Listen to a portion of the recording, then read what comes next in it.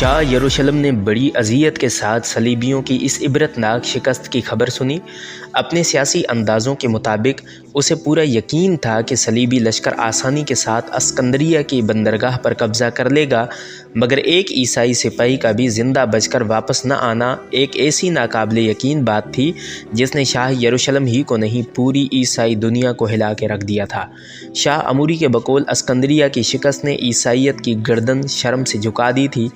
इसी एहसास को ज़ायल करने के लिए शाह यरूशलेम अपने ख़ास कमरे में बंद होकर 3 दिन तक शराब पीता रहा। अगरचे शाह अमूरी एक इंतहाई औबाश हुक्मरान था और इसकी हरम सरा में सैकड़ों हसीन कनीज़ें होश रुबारकासाएँ मौजूद थीं, लेकिन इन 3 दिनों में इसने किसी औरत की कुर्बत हासिल नहीं की। अगर किसी अमीर ने हाजिर होने की कोशिश की तो शाह अमूरी ने चीख कर कहा, मैं इस वक्त सोग की हालत में हूँ, कोई मेरे करीब ना आए। लोगों से कहो कि वो अपने बादशाह के गम में शरीक हों। बस खिदमतगार 2 वक्त शाह अमूरी को खाना पहुंचा दिया करते थे। बादशाह के इस अमल से ईसाई रियाया भी बहुत उदास थी। फिर चौथे दिन शाह अमूरी ने अपना दरबार आरास्ता किया और इंतहाई सोग वाराना लहजे में हाज़रीन दरबार से मुखातिब हुआ, अगर तुम लोगों के खून में ज़र्रा भी गैरत है तो इस शिकस्त को हमेशा याद रखोगे। अभी शाह अमूरी की बात मुकम्मल नहीं हुई थी कि तमाम अहले दरबार अपनी नशिस्तों पर खड़े हो गए और बेक ज़ुबान कहने लगे, हम खुदाबंद यसु मसीह और सलीब मुक़द्दस की कसम खाते हैं कि इस शिकस्त को कभी फरामोश नहीं करेंगे और अस्कंदरिया की इस शिकस्त का इंतकाम लेंगे। हाज़रीन की पुरशोर आवाज़ों से पूरा दरबार गूंज रहा था। अभी वो लोग मज़ीद अहद व पैमान करना चाहते थे कि शाह अमूरी ने इन्हें डांटते हुए कहा, अपनी अपनी जगह बैठ जाओ, अभी मेरी बात मुकम्मल नहीं हुई। बादशाह का नागवार रंग देखकर तमाम हाज़रीन दरबार अपनी अपनी नशिस्तों पर बैठ गए। अब इन कस्मों और वादों से काम नहीं चलेगा। यकायक शाह अमूरी का लहजा गज़बनाक हो गया था। बिल्डोन सालस के ज़माने में भी इसी अंदाज़ की कस्में खाई गई थीं। शाह फ़रांस और शाह जर्मनी अपनी लाखों की फ़ौज लेकर आए थे और शिकस्त खाकर इस तरह वापस चले गए थे जैसे ये कोई शतरंज की बाजी हो। यरूशलेम के दरो दीवार इन्हें आवाज़ें देते रहे मगर उन्होंने पलट कर नहीं देखा। याद रखो, मैं ख्यालों की दुनिया में रहने वाला शहंशाह नहीं हूँ। मुझे माजी के हुक्मरानों की तरह अल्फाज से नहीं बहलाया जा सकता। मैं अमल चाहता हूँ, अमल और सिर्फ अमल। यह कहकर शाह अमूरी चंद लम्हों के लिए खामोश हो गया और गहरी नज़रों से अहले दरबार के चेहरों का जायज़ा लेने लगा। तमाम दरबारी परेशान नज़र आ रहे थे। शाह अमूरी ने नया फरमान जारी कर दिया, यरूशलेम की हदूद में बसने वाले माँ बाप पर लाजिम है कि अगर इनके 5 बेटे हैं तो वो अपने 4 बेटे कलीसा की हिफाजत के लिए वक़फ़ कर दें। वो सब के सब शाही फ़ौज में शामिल होंगे और इनका एक ही मकसद हयात होगा, वो महाज़ जंग पर जाएं और सलीब की हिफाजत करें। फिर जब हालत अमन हो तो वो बहरी और बर्री कज़ाक बनकर मुसलमानों के तिजारती काफ़िले लूटें और कलीसा के दुश्मन को एक लम्हे के लिए भी चैन से बैठने न दें। ये एक इंतहाई सख्त फरमान था जिस पर अमल करना हर ईसाई के बस की बात नहीं थी।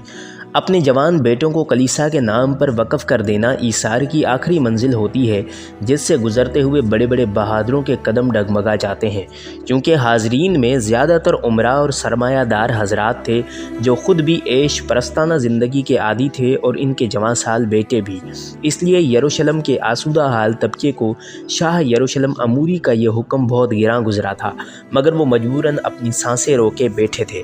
फिर एक शख्स अपनी नशिस्त पर खड़ा हुआ और ने किसी कदर उदास लहजे में शाह यरूशलेम अमूरी से सवाल किया, अगर खुदावंदे खुदा के हुक्म से किसी माँ बाप का सिर्फ एक ही बेटा हो?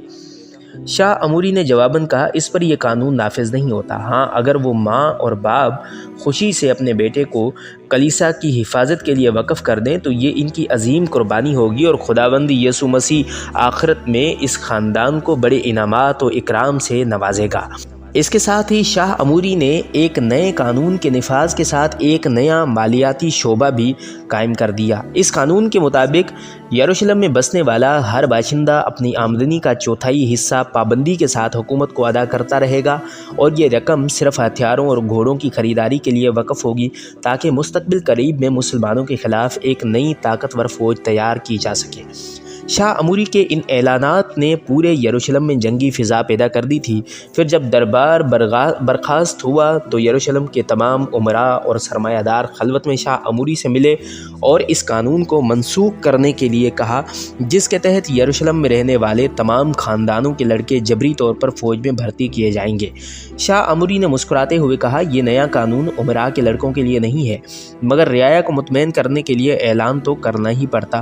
اپنے بادشاہ کا جواب سن کر تمام امراء اور سرمایہ دار مسکرانے لگے۔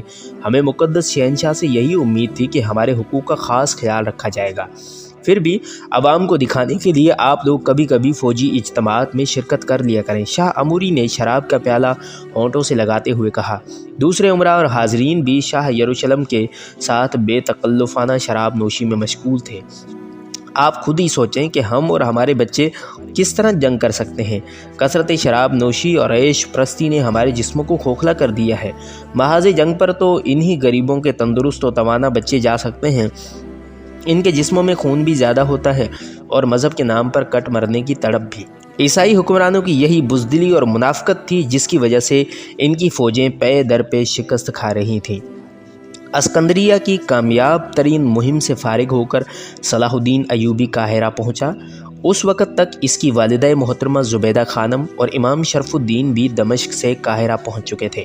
صلاح الدین ایوبی کو اسکندریہ پر حملے کی خبر سن کر بہت عجلت میں اپنی بیوی شمس النساء کو لے کر قاہرہ آنا پڑا تھا۔